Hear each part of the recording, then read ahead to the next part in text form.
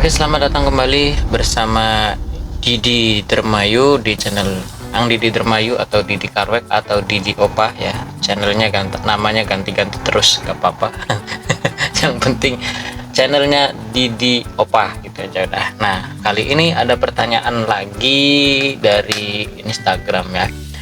Dari yang punya akun Amih Z. Amih menanyakan, maaf mau nanya, saya ingin kerja di Korea tapi saya kurang paham alurnya. Oke. Selain mengikuti program G2G and P2P ataupun swasta, apakah bisa saya berangkat sendiri ke sana terus langsung mencari pekerjaan di sana? Dan apakah bisa bikin visa E7 langsung? Mohon penjelasannya. Oke. Jadi gini, Amih ya. Perlu diketahui kalau ke Korea Selatan itu ada dua jalur pokok atau resminya ya, bukan swasta. P2P itu bukan swasta, jadi itu resmi. Nah, kalau G2G itu government to government yang diselenggarakan langsung oleh BP2MI ya, Badan Perlindungan Pekerja Migran Indonesia ya, Badan Perlindungan dan Penempatan Pekerja Migran Indonesia kayak gitu. Jadi segala alur prosesnya dari ujian bahasa sampai skill test sampai dengan preliminary training, pembekalan itu dikawal dan diselenggarakan langsung oleh BP2MI di Indonesia. Dan sampai terbang pun nanti di sini ada pihak BP2MI bekerja sama dengan HRD Korea yang di sini menyambut kedatangan para pekerja migran sektor G2G jalur G2G dari berbagai sektor, yaitu ada manufaktur sama fishing ya. Kalau untuk P2P itu Didi kurang tahu di Indonesianya, tapi yang jelas menurut penuturan teman-teman Didi yang kerja di kapal satu perusahaan sama Didi, yaitu membayar uang administrasi sekian, kurang lebihnya katanya 70 jutaan ya kurang lebihnya, dan uang jaminan totalnya itu setelah berangkat itu sekitar 170 sampai 200 jutaan ya. Bahkan katanya ada yang 250 juta, Didi kurang tahu persis karena dari setiap perusahaan itu berbeda-beda kebijakan ya. Mungkin ada yang perusahaan A menyalurkan ke perusahaan B atau hanya perantara gitu, mungkin saja bisa jadi itu ya. Tapi yang jelas di P2P itu pembekalan bahasanya hanya sekedarnya atau bahasanya kurang diperdalam. Jadi di situ tidak ada tes bahasa ya, hanya pembekalan bahasa saja sekitar ya kurang lebih 1-2 bulan sebelum berangkat gitu.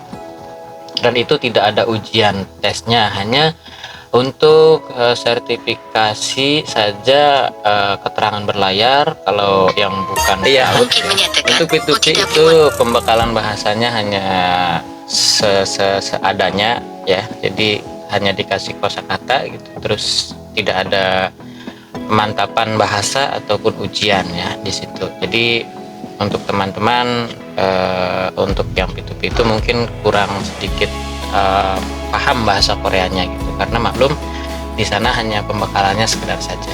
Kopi dulu guys biar nggak selek.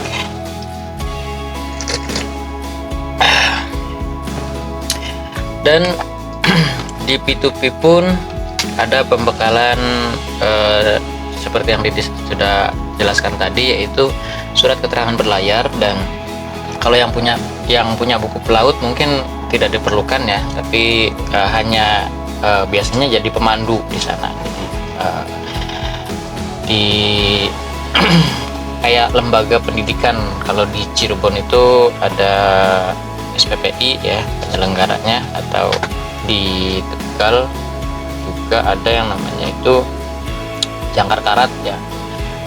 Jadi dari lembaga-lembaga tersebut mengadakan baik itu dari G2G ataupun P2P itu biasanya praktek berlayar selama kurang lebihnya sehari semalam atau kurang lebihnya juga 3 hari. Kalau waktu Didi belum ada ya, Didi belum ada, hanya pembuatan BNSP waktu itu hanya sekedarnya dan tidak berangkat melaut, hanya ditambak 1 hari dan belajar tali temali. Itu juga ya diujikan juga sih, tapi tidak berlayar waktu Didi. Tapi kalau sekarang katanya untuk P2P G2G itu diwajibkan untuk skill testnya juga agak berat ya waktu Didi. Kita nggak perlu bahas dalam lagi. Yang jelas P2P itu adalah programnya private to private atau person to person. Jadi perusahaan dari Indonesia punya agent di Korea Selatan menawarkan ke perusahaan yang menggunakan pekerja migran dari Indonesia gitu. Itu sebagai penyalur PT-nya, itu bukan swasta ya. Kalau swasta istilahnya itu beda lagi. Untuk yang masa tinggalnya sudah over atau yang tidak kuat akhirnya melarikan diri, itu dibilang swasta ya. Tapi kalau itu masih termasuknya trainer atau resmi ya, atau legal ya. Nah di situ untuk AMI ya, AMI ini itu dulu yang harus diketahui ya, sampai belibet banget guys. Itu dulu yang perlu diketahui. Nah kalau misalkan mau berangkat ke sini, kalau mau berangkat ke sini sendiri gitu, terus nyari pekerjaan di sini gitu kan, Didi masih punya pertanyaan gitu, apakah AMI ini sudah bisa bahasa Koreanya gitu, terus siapa yang jadi penjamin di Koreanya, terus juga siapa yang menjadi pengantar di Indonesianya gitu loh. Sebagaimana kalau G2G kan ada BP2MI sebagai penanggung jawab di Indonesia mengantarkan pekerjanya ke Korea, dan ada majikan yang mengambil gitu, karena sebelum berangkat itu dapat surat kontrak kerja dulu ya, penandatanganan surat kontrak kerja.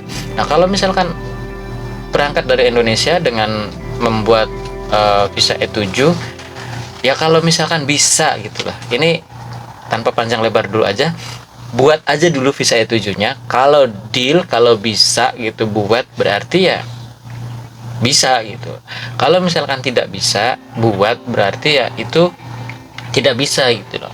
Nah karena apa? Salah satu persyaratan untuk menjadi E7 ya, atau mempunyai visa E7, pakai visa E7 dari Indonesia ke sini, itu salah satu syaratnya adalah mendapatkan rekomendasi, mendapatkan pengantar dari perusahaan Indonesia yang bekerja sama dengan perusahaan di Korea, yang di Koreanya itu ada penjaminnya kayak gitu. Atau kalau tidak, orang tersebut sudah tinggal di Korea Selatan 5 tahun paling tidak, dan mengikuti ujian bahasa ya, pre-tes KIIP, atau juga itu tes level EPS topik di Korea Selatan ya. Baru itu akan diujikan untuk naik ke visa E7 dengan poinnya. Kalau pertama itu 200, kalau sekarang sudah 50 atau 40 sekian, Didi kurang tahu perkembangannya.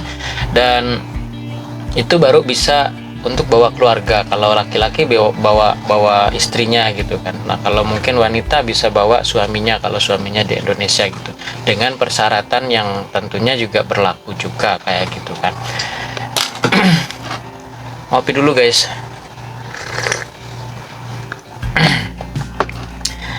Dan kalaupun mau kesini langsung nyari kerja dengan visa turis itu, Didi kurang tahu alurnya, tapi yang jelas kebanyakan itu ditolak dan tidak bisa ya. Karena kalau misalkan kita mau turis, mau berkunjung ke Korea Selatan, itu mau tur, mau wisata, harus jelas alurnya kemana gitu, berapa hari, hotelnya di mana gitu kan, tujuannya kemana saja, guide-nya siapa gitu, pemandu wisatanya siapa gitu kan. Nah itu akan dikawal biasanya, dan kecil sekali untuk bisa lolos atau keluar ya. Kalau misalkan ada tujuan ke Jeju ya, di Korea kan Jeju itu terkenal sekali. Jadi untuk keluar dari Jeju itu sangat kecil sekali gitu. Ininya sekarang sudah banyak kasus, jadi ditutup gitu, nggak bisa sama sekali. Karena banyak teman-teman yang DM sama Didi itu ada ya, bukan banyak, maksudnya ada yang, Mas saya mau ke Jeju, bisa nggak nyariin loker? Nah itu nggak bisa, sama sekali nggak bisa ya. Jadi kalau Didi nampung teman yang jadi turis di Jeju terus nampung ke sini, Didi akan terkena hukum Korea juga ya. Nanti akan terkena ditangkap polisi juga kayak gitu, dan kita nggak mau kayak gitu ya. Untuk teman-teman yang mau berangkat ke Korea yang normal-normal saja ya. Kalau misalkan seperti pertanyaan Ami ini bisa direalisasikan gitu, tentunya sudah banyak teman-teman yang pergi ke Korea Selatan dengan cara tersebut gitu kan, dan tidak perlu lama-lama ngantri di program G2G, bahkan tidak perlu bayar mahal-mahal untuk ikut P2P yang ujung-ujungnya kerjanya di laut kan kayak gitu. Jadi ini hanya sekedar menjawab saja ya, Didi ada setaunya Didi gitu, tanpa menggurui, dan mungkin ada yang lebih tahu atau mau sharing atau yang lebih tahu lah untuk suhu-suhu yang lebih lama di Korea, bisa cantumkan pendapat ataupun juga sanggahan. Barangkali Didi ada yang salah, diingatkan saja di kolom komentar ya. Namanya manusia tidak lepas dari salah dan dosa. Terima kasih Ami sudah komen dan bertanya, dan sampai jumpa di video selanjutnya. Tetap dukung terus channel Didi agar bisa lebih berkembang.